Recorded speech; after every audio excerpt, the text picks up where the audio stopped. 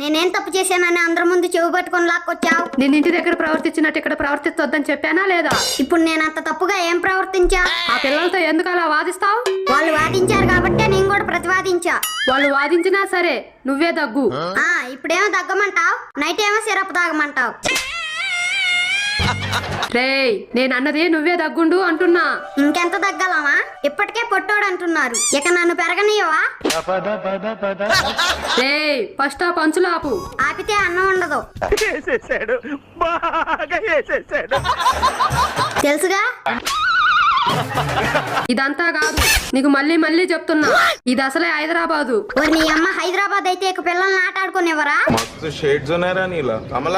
ఏ చట్టం చెప్పింది? అవసరమైతే లాయర్ని పెట్టుకుంటా. ఒక్కొక్కసారి తలుచుకుంటూ చచ్చిపోవాలనిపిస్తుంది సార్.